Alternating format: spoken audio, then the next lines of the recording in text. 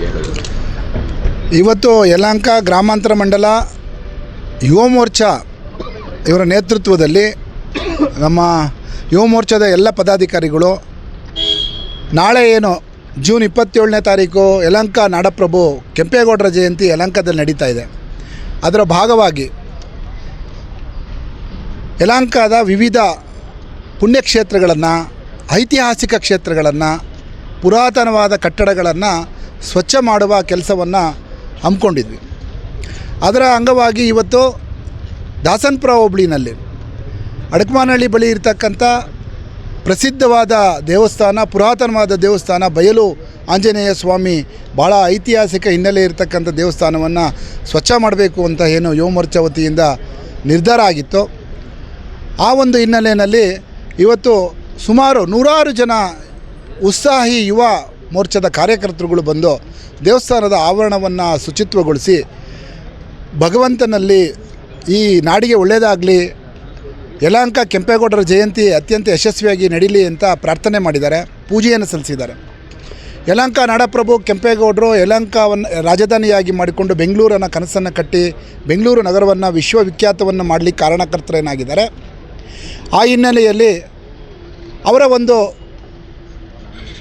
ಎಲ್ಲ ಜಾತಿ ವ್ಯವಸ್ಥೆಯನ್ನು ಒಟ್ಟಿಗೆ ತೆಗೆದುಕೊಂಡು ಹೋಗುವಂಥ ಪರಿಕಲ್ಪನೆ, ಅವರ ಒಂದು ಅಭಿವೃದ್ಧಿಯ ಕನಸು, ಇದನ್ನು ಧ್ಯೇಯವಾಗಿ ಇಟ್ಕೊಂಡು ನಮ್ಮ ಸನ್ಮಾನ್ಯ ಶಾಸಕರಾದ SR ವಿಶ್ವನಾಥ್ರವರೇನು ಕಳೆದ 18 ವರ್ಷಗಳಿಂದ ಯಲಹಂಕದಲ್ಲಿ ನಾಡಪ್ರಭು ಕೆಂಪೇಗೌಡರ ಜಯಂತಿಯನ್ನು ಅತ್ಯಂತ ವಿಜೃಂಭಣೆಯಿಂದ ತಾಲೂಕು ಆಡಳಿತದ ಜೊತೆ ಸೇರ್ಕೊಂಡು ಮಾಡ್ತಾಯಿದ್ರು. ಅದಕ್ಕೆ ಒಂದು ವಿಶೇಷವಾಗಿ ಈ ಸಲ ಇನ್ನೂ ಹೆಚ್ಚಿನ ಒಂದು ರೀತಿಯಲ್ಲಿ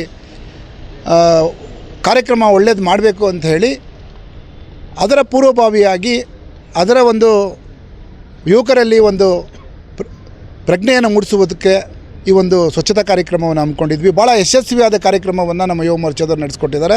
ನಾನು ಅವರಿಗೆ ಅಭಿನಂದನೆಗಳನ್ನು ಹೇಳ್ತೀನಿ.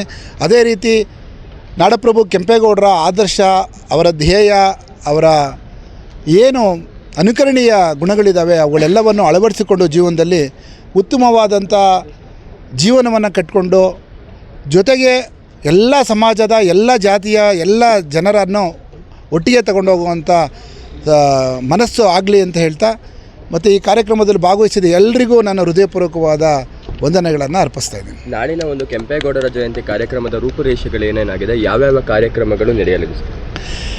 ಈಗ ನಾಳೆ ಮೊದಲು ನಮ್ಮದು ಯಾವುದೋ ವೇದಿಕೆ ಕಾರ್ಯಕ್ರಮ ಇರಲ್ಲ. ನಾವು 18 ವರ್ಷದಿಂದನೂ ಕೂಡ ಅದೇ ರೀತಿ ಮಾಡ್ಕೊಂಬಂದಿರತಕ್ಕಂಥದ್ದು ನಮ್ಮ ಜನಪ್ರಿಯ ಶಾಸಕರಾದ SR ವಿಶ್ವನಾಥ್ರವರ ಮುಖಂಡತ್ವದಲ್ಲಿ. ನಾಳೆ ಕೂಡ ಒಂದು 5,000 ಜನ ಬೆಳಗ್ಗೆ 6 ಗಂಟೆಗೆ Veer Savarkar ಮೇಲ್ಸೇತುವೆಯಿಂದ walkathon 4 kilometre walkathon ಮಾಡೋವಂಥ ಮುಖಾಂತರ ಸಾರ್ವಜನಿಕರಲ್ಲಿ ಕೆಂಪೇಗೌಡ ಜಯಂತಿಯ ಬಗ್ಗೆ ಅರಿವು ಮೂಡಿಸುವಂಥ ಕಾರ್ಯಕ್ರಮ ಮತ್ತು ಆ ಪುಣ್ಯಾತ್ಮ ಮಾಡಿರ್ತಕ್ಕಂಥ ಕೆಲಸಗಳನ್ನು ಜನರಲ್ಲಿ ತಿಳಿಸುವಂಥ ಕಾರ್ಯಕ್ರಮವನ್ನು ಮಾಡ್ತಾಯಿದ್ದೀವಿ. ನಂತರ 8:30 ಗಂಟೆಗೆ, ಬೆಳಗ್ಗೆ 8:30 ಗಂಟೆಗೆ ನಮ್ಮದೇನು ಹಳೆ ನಗರ ಇದೆ ಅಲ್ಲಿ ಇರ್ತಕ್ಕಂಥ ಕೆಂಪೇಗೌಡ ಪ್ರತಿಮೆಗೆ ಮಾಲಾರ್ಪಣೆ ಮಾಡಿ ಅಲ್ಲಿಂದ ಹಳೆ ನಗರ, ಹಳೆ ಓಲ್ಡ್ ಟೌನ್ ಅಂತ ಏನು ಹೇಳ್ತೀವಿ, ಅಲ್ಲಿ ಒಂದು ದೊಡ್ಡ ಮೆರವಣಿಗೆ ಅವರ ಒಂದು ಪುತ್ಥಳಿಯನ್ನು ಇಟ್ಕೊಂಡು ಒಂದು ದೊಡ್ಡ ಮೆರವಣಿಗೆ ಮಾಡೋದು. ಸುಮಾರು 10,000 ಜನ ಸೇರಬೇಕು ಅಂಥೇಳಿ ಎಲ್ಲ ಸಂಘ ಸಂಸ್ಥೆಗಳು ಕೂಡ ಕೈ ಜೋಡಿಸಿದ್ದಾರೆ ಪ್ರತಿ ವರ್ಷದಂತೆ. ಈ ಸಲ ಇನ್ನೂ ಹೆಚ್ಚಾಗಿ ಎಲ್ಲ ಗ್ರಾಮಗಳಿಂದ